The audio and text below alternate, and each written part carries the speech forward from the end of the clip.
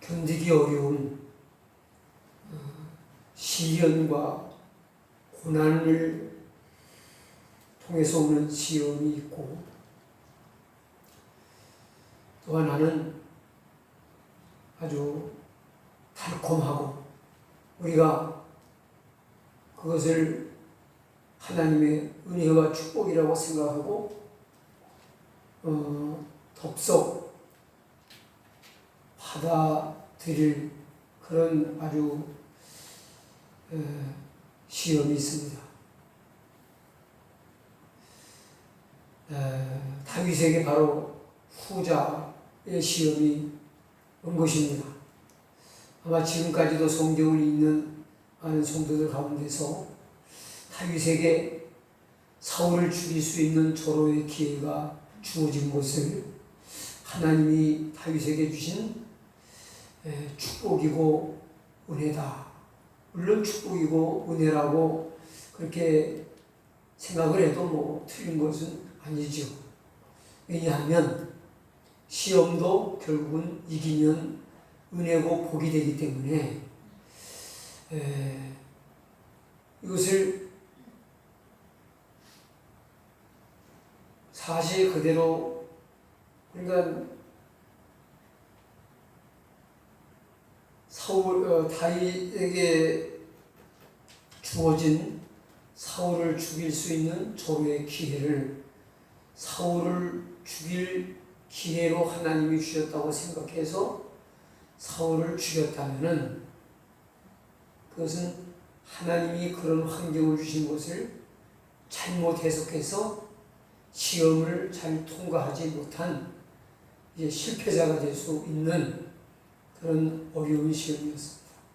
그런데 이 다윗과 같은 이런 경우에 그 테스트적인 시험이 환경적으로 올 때에 많은 사람들은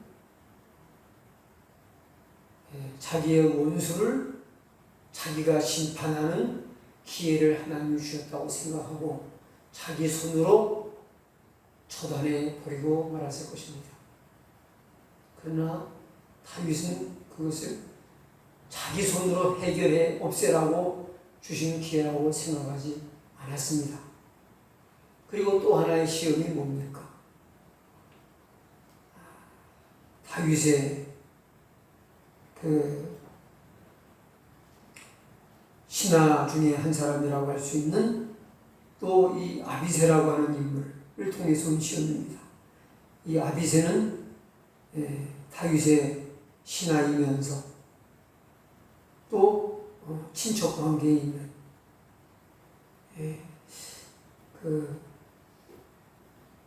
저 어느 책에 보니까 아비새는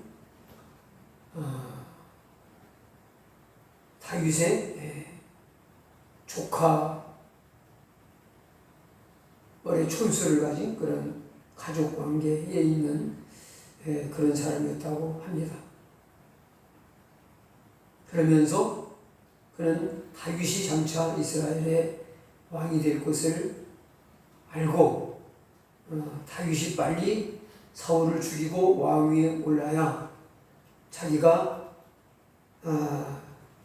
다윗으로 인해서 많이 출세할 수 있는데 그런 기회를 하나님이 주신 것이라고 그도 판단을 해서 자기가 사울을 처단하는 일을 맡겠다고 이제 자원해서 나선 거죠. 우리가 이런 경우에 대개의 경우는 하나님께서 사울 왕을 죽일 수 있는 절호의 이런 환경과 기회를 만들어 주셨고, 이렇게 사울과 함께하는 모든 군사들이 다 잠이 들고, 경호 대장이라고 할 수 있는 아브넬도 잠이 들고, 왕 사울도 잠이 들고, 모두를 다 깊은 잠이 들게 한 것은 이거는 하나님이 잠들게 하셨다고 성경이 말씀을 하지 않습니까? 그러니까 하나님이 주신 기회다.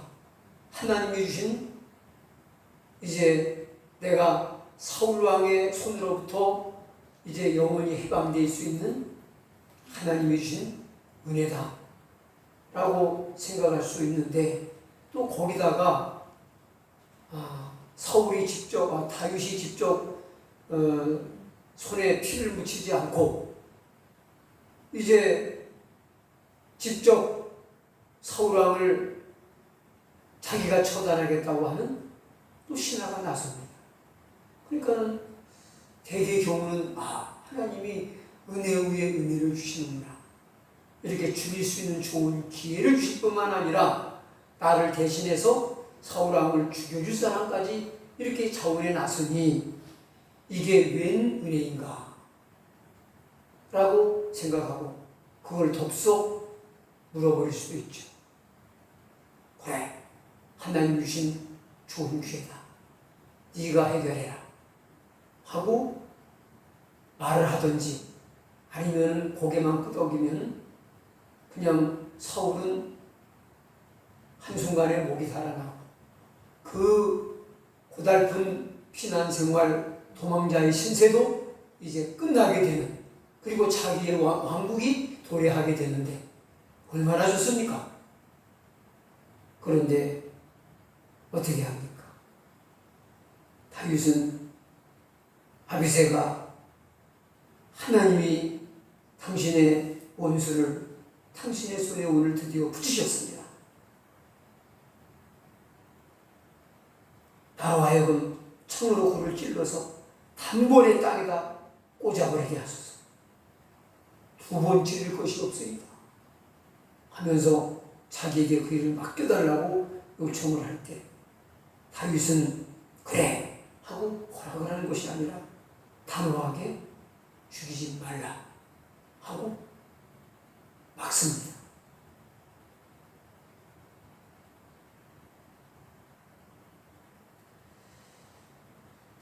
참 신앙이 깊지 못한 사람이나 일반인들이 볼 때는 아주 어리석고 미련한 선택을 한 것처럼 보입니다. 그러나 하나님은 바로 그걸 원하신다는 걸 아신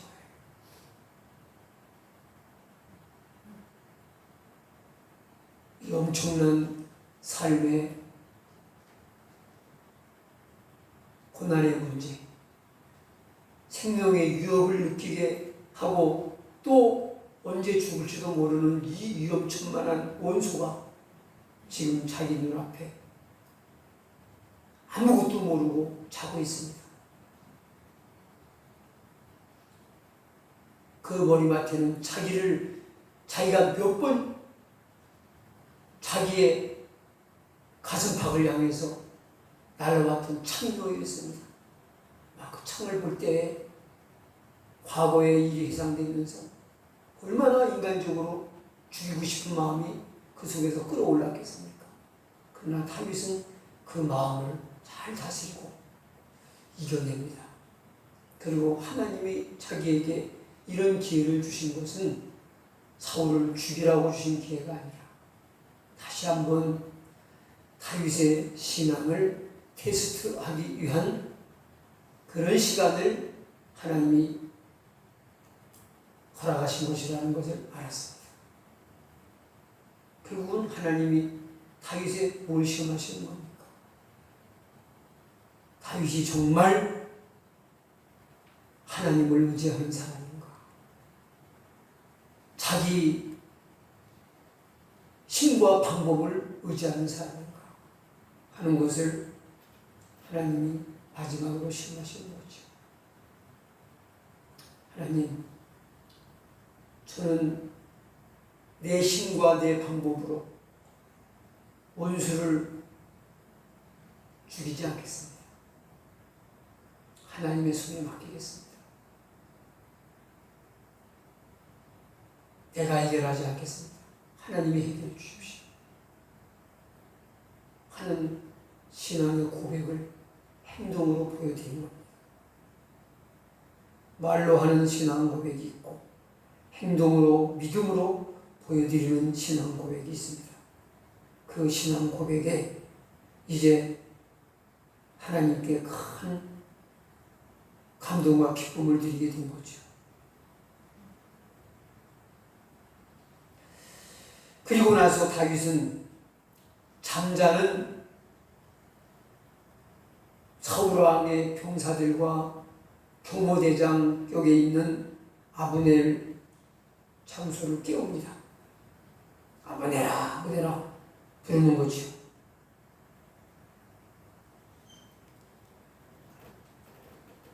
그러면서 아브넬을 호통을 쳐 야단을 합니다.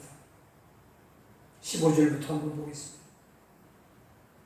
다윗이 아브넬에게 이르되 네가 용사가 아니냐? 이스라엘 중에 너 같은 자가 누구냐? 그러한데 내가 어찌하여 네 주 왕을 보호하지 아니하느냐? 백성 중에 한 사람이 네 주 왕을 죽이려고 들어갔었느니라. 이제 사울 왕을 죽이는 일을 포기하고 이제 내 손으로 죽이지 않겠다 결단하고 그곳을 떠나서 멀찍이 떨어진 곳에서 언덕으로 올라가서 이제 사울 왕의 진영을 향해서 소리를 치는 거죠. 아브넬아, 너는 네 주 왕 사울을 보호해야 될 자가 깊은 잠에 빠져서 네 왕을 죽이러 갔었는데도 그것도 모르고 잠에 깊이 빠져 있다는 것에 말이 되느냐 하면서 막 야단을 치는 거죠.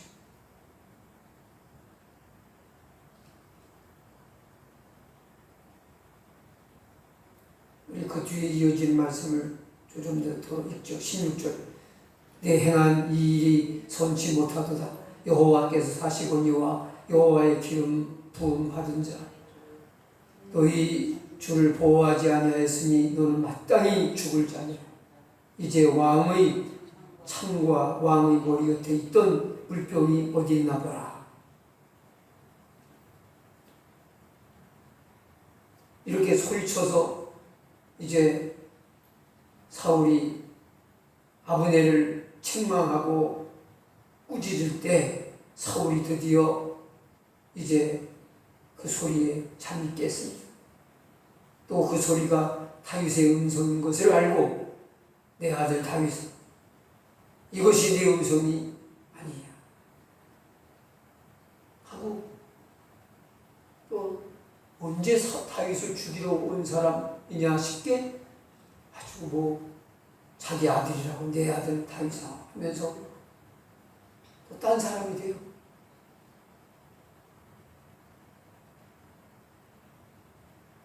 그 다음부터 이제 다윗이 그 사울 왕의 말을 듣고 이제 거기 대답하는 말이 쭉 이어져 나오죠. 우리 이제 오늘 나눌 말씀의 핵심이 이제 그 다음부터 이어지는데 읽어가면서 한번 말씀을 함께 나누도록 하겠습니다. 다윗이 가로되 내 주 왕이여 내 음성이니이다. 18절부터 같이 읽으세요. 또 가로되 내 주는 어찌하여 주의 종을 쫓으시나이까? 내가 무엇을 하였으며 내 손에 무슨 악이 있나이까? 초건대 내 주 왕은 이제 종의 말을 들으소서. 만일 왕을 격동시켜 나를 해하여 하는 이가 여호와시면 여호와께서는 죄물을 받으시기를 원하나이다마는 만일 인자들이면 우리 여기까지만 좀 일단 설명을 하겠습니다. 자, 여기 이제 19절, 20절 오늘 읽은 그 핵심적인 본문 말씀이 학자들은 이것이 지금 다윗 왕에게 하는 말로 이렇게 기록이 됐지만은 사실은 말해봐야 소용이 없는 사울 왕에게 말하는 것 같지만은 하늘의 왕이신 하나님께 하는 하소연이라는 그런 해석을 하는 그런 분도 있습니다. 의미 있는 해석이라고 생각이 됩니다. 자, 근데 여기 다윗이 사울에게 참 하소연하듯이 하는 말의 내용이 뭡니까? 만일 왕을 격동시켜서 나를 해하려 하는 이가 여호와시면 여호와께서는 재물을 받으시기를 원하나이다마는, 이게 뭐냐? 내가 당신의 손에 죽는 것이 하나님의 뜻이기 때문에 하나님이 당신 마음을 그렇게 자꾸만 다윗을 쫓아가 죽이라고 하나님이 시켜서 하시는 일이라면은 내가 마땅히 하나님 앞에 제물로 죽어지는 것이 마땅하다는 거예요. 이건 뭡니까? 내가 당신의 손에 피 흘리고 죽는 것이 하나님의 뜻이면 나는 하나님 앞에 제물로 죽을 마음이 있다는 거예요. 그런데 지금 사울 왕의 마음에 다윗을 죽이라고 자꾸만 시키는 게 하나님이 주신 마음이 아니잖아요. 맞죠?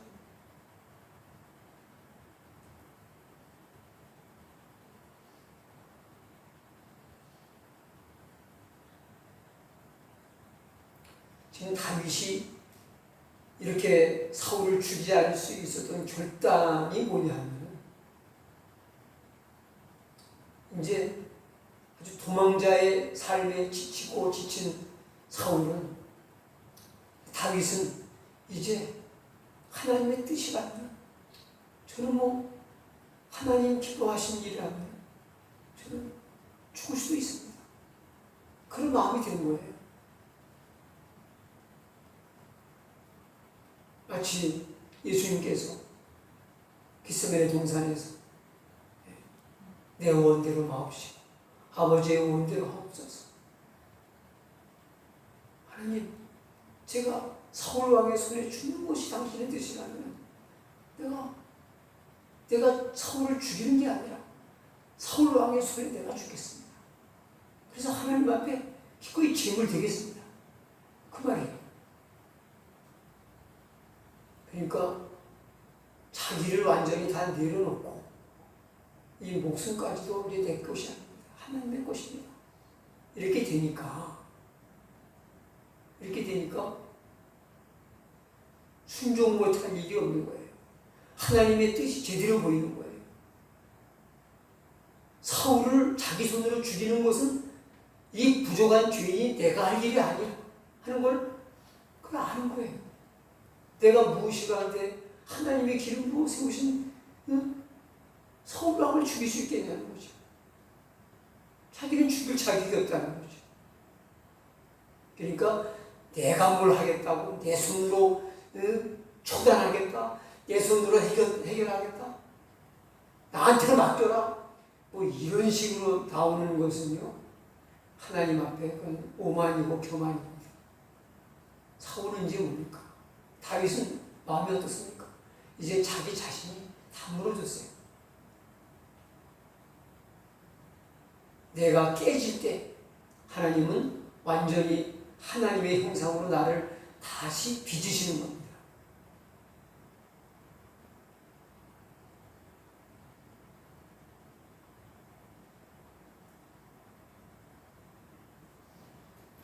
큰 집을 헐어버려야 새 집을 짓는 게 아니겠습니까? 옛 집을 헐어야 새 집을 짓습니다. 내 옛 자아가 깨져야 하나님이 새로운 나를 빚어서 만드시는 겁니다. 지금 하나님께서 왜 이 오랜 피난 생활, 도망자의 생활을 하게 하시는 겁니까? 죄성을 가진 다윗을 잘게 부수고 깨신 겁니다. 이제는 자기에게 누구를 죽이고 살림하는 주권이 나에게 있는 것이 아니라 하나님께 있다는 것을 인정하고 하나님 이 목숨을 산치는 죽이시다. 저는 하나님의 뜻에 맡겨져 있습니다. 그러니까 순종 못할 일이 없는 거죠.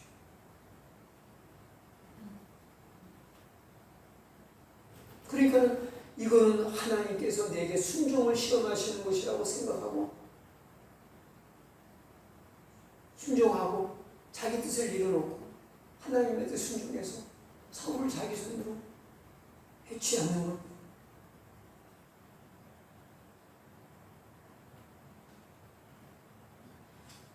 자, 우리 신앙의 최고의 그 종점이 어디입니까?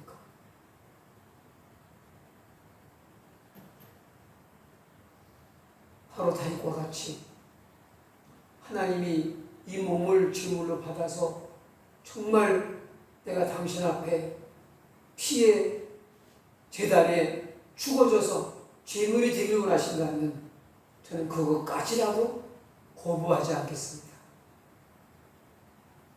바로 그런 순종의 모습을 신앙의 최고 종점인 그 가장 순종의 극치를 누가 보여주셨습니까? 바로 우리 주 예수님이 보여주셨잖아요. 죽기까지 순종하신.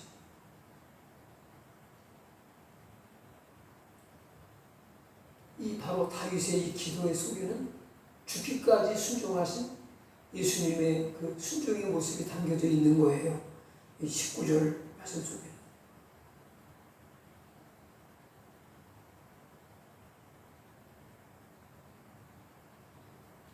이 말씀을 우리가 좀 이해하기 쉽게 좀 풀이를 한다면 이렇습니다. 사울 왕이 지난번 나에게 그렇게 맹세했음에도 불구하고 나를 또 죽이겠다고 쫓아왔다면 그것은 저 사람의 힘으로 하는 게 아니다. 여기까지 생각이 미치자 다윗은 하나님께 이렇게 기도하고 있는 겁니다. 하나님, 이 일이 하나님이 시켜서 하는 일이라면은 제가 기꺼이 하나님께 제물이 되어 바쳐지겠습니다. 내 생명까지도 하나님께 드릴 마음이 있습니다. 자기 자신까지 온전히 하나님께 내어드리는 그런 단계까지 나가게 될 때에 이제 하나님의 테스트는 이제 끝이 나게 되는 거죠. 그러면서 그 다음에 이어지는 말씀을 보세요. 만일 거기서부터 만일 인자들이면 그들이 여호와 앞에 저주를 받으리니 이는 그들이 이르기를 너는 가서 다른 신들을 섬기라 하고 오늘날 나를 쫓아내어 여호와의 기업에 붙지 못하게 함이니이다. 이 말이 무슨 말입니까? 이것이 하나님이 사람의 마음을 움직여서 하신 일이라면 제가 죽어서 하나님께 제물되는 게 마땅하지만 만일 이것이 사람으로 말미암았다면은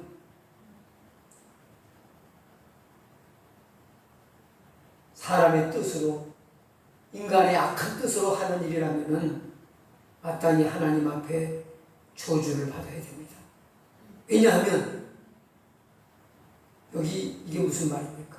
그들이 이르기를 너는 가서 다른 신들을 섬기라 하고 오늘날 나를 쫓아내어 여호와의 기업에 붙지 못하게 함이니이다. 말이 무슨 말입니까? 다윗이 이제 이후에 어떻게 됩니까? 아주 다윗을 피해 도망다니는 게 너무 징해가지고 블레셋으로 망명을 하죠. 그런데 유대인들에게 이스라엘 백성에게 최고의 흉보이 무엇이냐? 살아서 최고의 흉보는 다른 나라로 추방을 하는 거예요. 왜 그렇습니까? 다른 나라로 추방을 당하면 하나님을 숨기는 신앙을 포기하고 그 나라 신을 숭배하는, 그러니까 뭐예요? 하나님을 떠날 수밖에 없는 운명이 되고 영원한 멸망에서 지옥에 들어가는 저주의 백성이 되는 것이기 때문에 최고의 흉벌이 이스라엘 나라 밖으로 쫓아내버리는 거예요. 근데 다윗의 신세가 너무 피난 생활에 지치고 힘들어 이스라엘 나라에서 도망갈 수밖에 없는 그런 상황을 만들게 될 것을 지금 말하고 있는 거예요. 이들이 인간의 임의적인 악함으로 나를 죽이려고 따라다닌다면 저들이 저주를 받아야 마땅한 것은 나를 하나님의 기업의 땅에 쫓아내서 다른 신을 섬기게 만들기 때문에 저주받아 마땅하다는 거죠. 자기를 죽이려고 계속 따라다니는 그 사람들이 저주를 받아야 되는 이유는 자기가 힘들고 너무 죽겠기 때문에, 위험천만하기 때문에가 아니라 하나님을 떠날 수밖에 없는 그런 상황을 만들어가기 때문에 저들은 저주를 받아야 마땅하다라고 고백하고 있는 거죠. 기도하고 있는 거죠. 이 얘기는 예수님께서 겟세마네 동산에서 아버지여 할 수만 있다면 이 자를 내게서 지나가게 하옵소서. 이 고난이 이제는 좀 지나게 해주옵소서.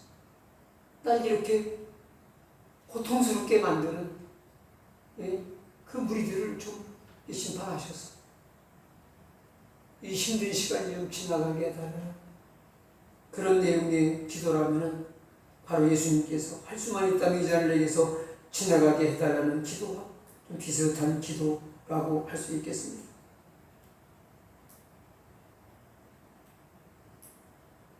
사울왕의 손에서 내 인생이 끝나는 것이 아버지가 원하는 것이라면 저는 마땅히 내 생명을 이루겠습니다. 그러나 그게 아니라면 빨리 이 고난이 좀 지나가게 해주십시오 라고 기도하고 있는 것입니다. 이제 20절을 같이 한번 읽겠습니다. 그런즉 청컨대 여호와 앞에서 먼 이곳에서 이제 나의 피로 땅에 흐르지 말게 하옵소서.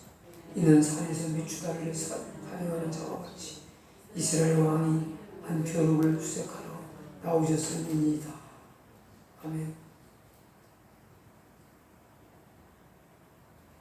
지금 이 맨 끝부분에 보면은 사울 왕에게 다윗이 뭐라고 그럽니까? 이스라엘의 왕이, 하나님 백성을 통치하는 귀한 왕이 이 벼룩 같은 이 별볼일 없는 초를 수색하러 나오신 것이 이게 가당키나 한 일입니까? 이거 왕으로서 하신 일입니까? 하고 묻고 있는 거죠.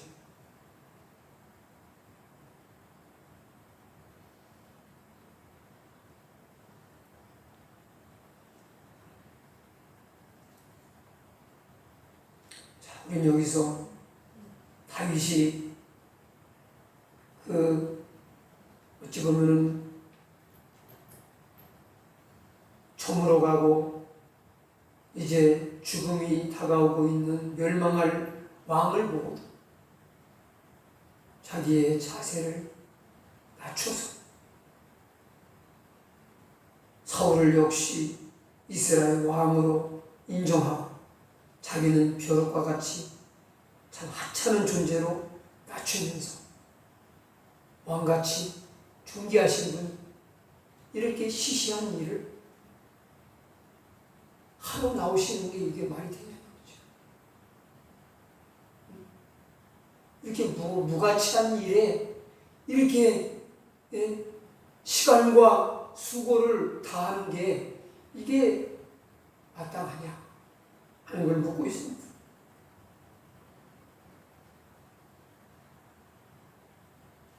그 다음에 이제 21절부터 이어지는 이 사울 왕의 이 말을 보면은 이게 참 한 사람의 하는 소리인지 두 사람의 하는 소리인지 분간이 안 돼요.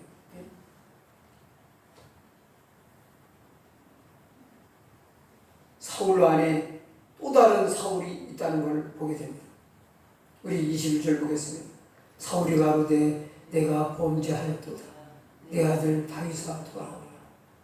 내가 오늘 내 생명을 귀중히 여겼으므로 내가 다시는 너를 헤아려 하지 아니하리라. 내가 어리석은 일을 하였으니 대단히 잘못되었도다. 참.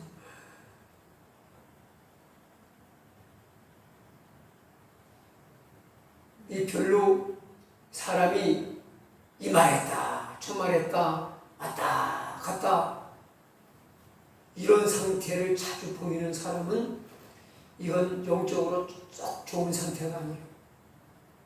여러분, 이런 사람들을 그 하나님의 사람으로, 은혜의 사람으로 하셔서 가까이 교제를 나눌 만한 그런 대상은 절대 아닙니다. 잘 알아두십시오. 사람은 한결같은, 뭔가 바라보는 것이 변치 않는 그런 분을 바라보고 나가는 사람이라면요, 왔다 갔다 하겠어요? 안 하겠어요? 네?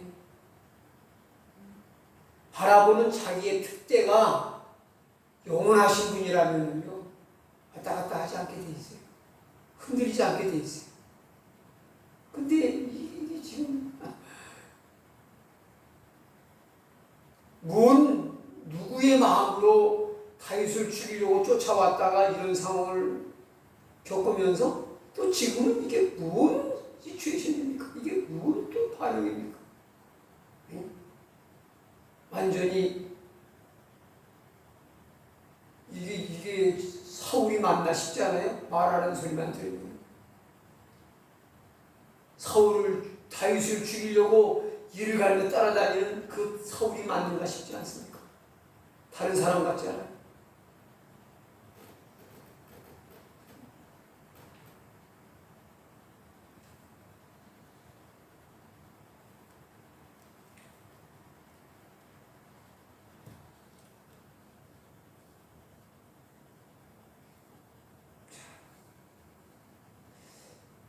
여기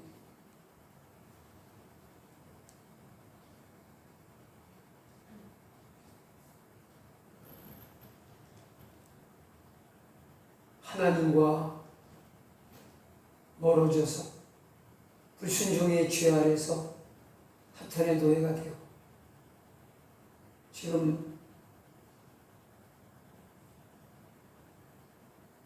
마귀가 두 얼굴을 가지고 살아가게 만들어놨습니다. 그러니까 지금은요, 강교한 거죠. 다윗을 속이려고 하는 거죠. 속여서 착한 사람이 된 것 같고 마음이 바뀐 사람처럼 그렇게 이제 아주 속임수를 쓰는 거죠. 다윗은 이미 사울을 신뢰하지 않습니다. 돌아와라, 나와 함께 가자 라는 요청을 하지만 결국은 다윗은 다윗의 길을 가고 사울은 사울의 길을 가는 것으로 25절 마지막에 끝납니다. 자, 이 다윗이 젊은 나이, 아주 어린 나이에 발탁을 받아가지고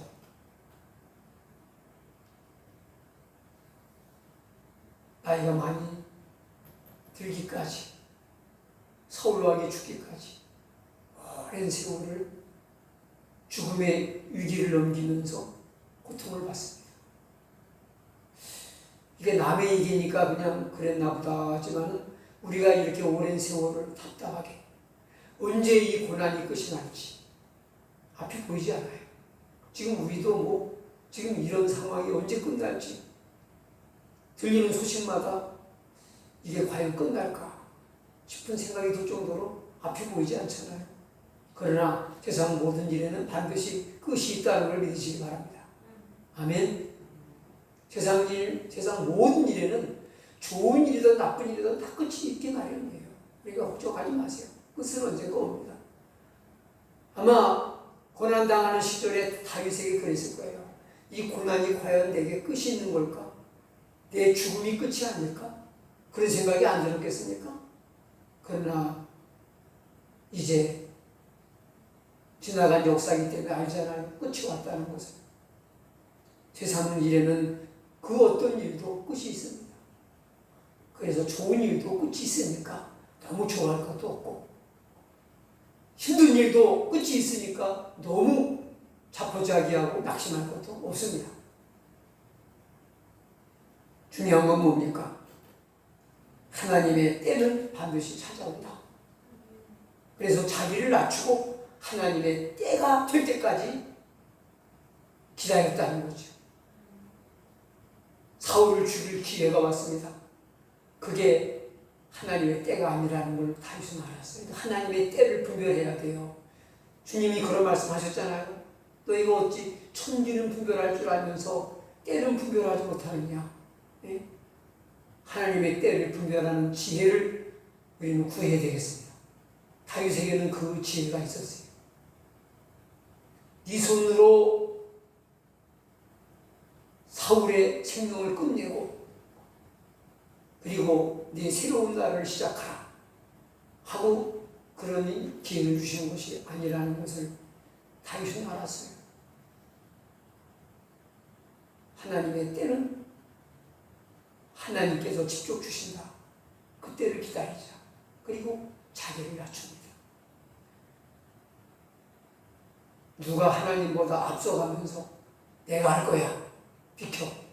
누가 그럽니까? 교만한 사람이 그러는 거예요. 다윗이 이렇게 할 수 있던 것은 겸손했기 때문입니다.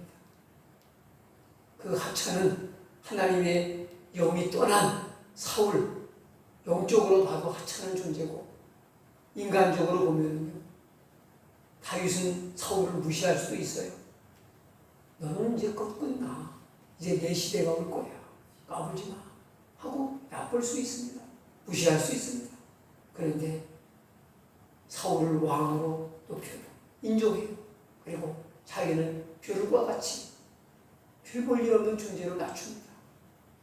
이렇게 겸손한 사람은 주님의 크심을 압니다. 다른 사람이 나보다 낫다는 걸 인정하고 그런 마음 있는 사람은 기다릴 수 있습니다. 왜? 겸손한 자에게 주시는 하나님의 은혜가 머물러 있기 때문에 하나님의 때를 참고 기다릴 줄 아는 겁니다. 그래서 다윗은 승리하게 되는 겁니다. 신앙이 뭡니까? 여러 가지로 말할 수 있겠지만 신앙은 기다림입니다. 기다림. 그래서 성경에는 마태복음, 마가복음, 누가복음 종말적인 그 말세의 징조에 대한 말씀을 예수님이 하시면서 거기 빼놓지 않고 하시는 말씀이 있습니다. 나중까지 견디는 자가 구원을 얻으리라. 너희의 인내로 너희 영혼이 구원을 얻을 것이라는 말씀을 하십니다. 이게 뭐예요? 인내가 기다리는 것이고 믿음이기 때문에 그렇습니다.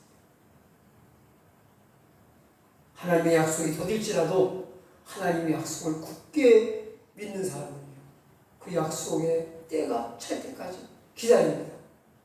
그러나 믿음이 없는 사람은 못 기다리고 딴짓거리해요. 끝까지 믿음으로 하나님의 때를 기다리는 일에 승리하셔서 하나님의 영광스러운 응답과 축복을 꼭 경험하게 되시기를 축원합니다. 우리 기도하겠습니다. 하나님 아버지 감사합니다. 이 밤에도 귀한 말씀 허락해 주셔서 감사합니다. 다윗이 이스라엘의 두 번째 왕으로 특별히 예수 그리스도를 예표하는 이제 이스라엘의 왕 중에 가장 영광스럽고 존경받는 왕으로 세움받게 된 것은 하나님의 때를 기다릴 줄 아는 신실한 믿음을 이제 가졌기 때문인 줄로 믿습니다. 우리도 겸손히 하나님의 주권적인 능력과 역사를 믿으면서 하나님의 때를 기다릴 줄 아는 신실한 믿음의 사람이 되게 하여 주옵소서. 인내로서 끝까지 승리할 수 있는 믿음의 승리자들이 다 되게 하여 주시옵소서. 예수님의 이름으로 기도합나이다. 아멘. 우리 찬양하겠습니다. 945번 찬양 드리고 우리 자유롭게 기도하시다가 귀가하시기 바랍니다.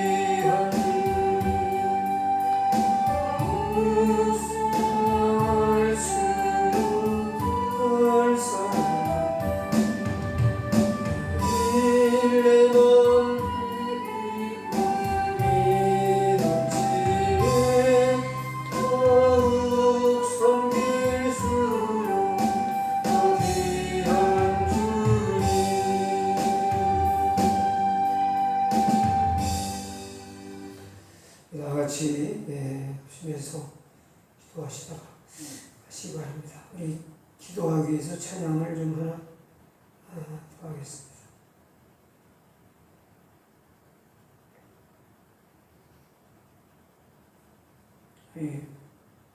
반복해서 부르겠습니다. 두 번만. 598장 너의 하나님 여호와가 5, 9, 8번 하겠습니다. 너의 하나님 여호와가 너희 가운데 계시니 그는 구원을 베푸실 전능자 전능자시라.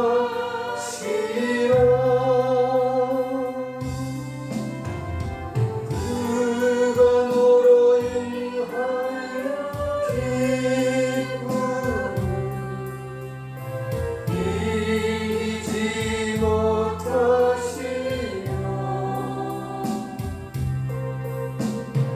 너를 전장히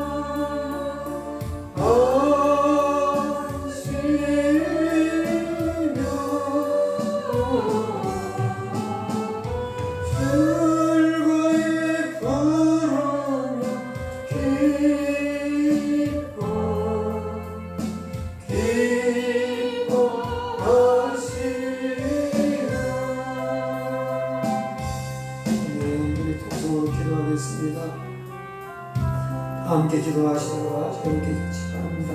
하나님 아버지, 하나님의 크고 놀라운 사랑 관계를 감사합니다. 오늘도 주신 말씀 감사합니다. 그 말씀 마음에 새기고 순종하며 주님 뜻을 따라가는 모두가 되도록 축복하옵소서. 주님에게 하시는